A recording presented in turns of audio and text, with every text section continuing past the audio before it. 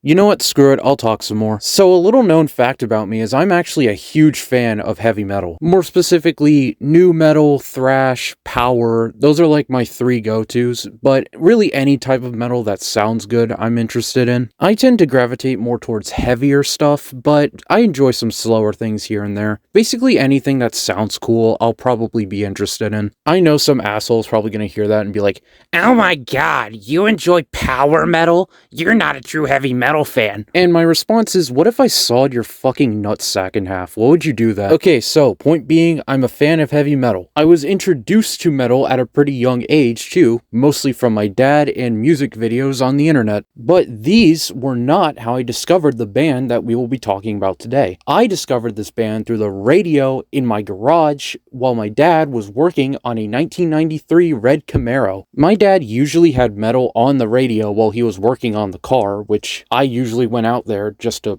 screw around with him. So, I'd always hear these metal bands playing. One of these songs was The Devil's Bleeding Crown by Volbeat. I'd hear this song pretty often, but it wasn't until later that I actually was like, okay, why does this play so much? Is it that good? So I looked it up online, and I didn't really think much about it afterwards. I was like, oh, that's a pretty cool song, and went about my life. But then, years later, all of this would change when me and my dad were driving around and I heard another song from Volbeat. That song was Heaven Nor Hell. Later that day, I looked up the song and I checked out the rest of the band's work, and oh my god, it changed the trajectory of my fucking life, I'm pretty sure. This band has some of the most dick-pounding, testicle-twisting music I have ever heard. Maybe not so much in terms of heft, since there are definitely heavier bands out there than this, but definitely in terms of sheer aura. To exemplify what I mean by aura, take the album Outlaw Gentlemen and Shady Ladies, which might also just be my favorite album ever. You can pretty much choose any song you want and it will have an ungodly amount of aura from the album,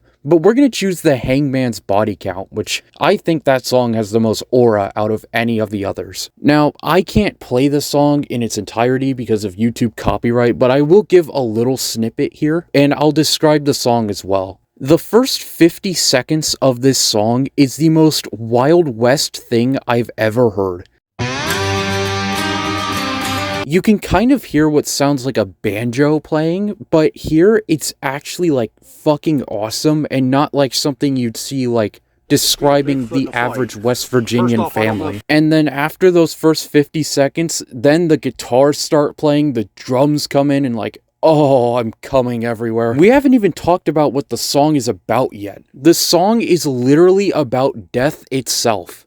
I don't know how you could get much more aura than that, if I'm being honest. I strongly encourage you just to go listen to the song yourself, because no amount of words can describe the feeling I felt when I first heard it. Another standout track from this album has to be Room 24. Volbeat actually brought in a fellow metal musician, King Diamond, for this one. Let me tell you, both Michael Poulsen and King Diamond's vocals go together like peanut butter and jelly in this song. It goes so fucking hard. The music itself, though, is also really great. Chef's Kiss, 10 out of 10. Love it. Now, this song is about sleep paralysis. The most common thing in the Wild West. But, I really do enjoy that more paranormal aspect that they put into this instead of it just being a fully Wild West album. It makes it more unique from others. So yeah, Room 24, another 10 out of 10 banger. Now obviously, I'm not going to review the entire album in this video, but I still strongly encourage you guys to go listen to the full thing yourself. It is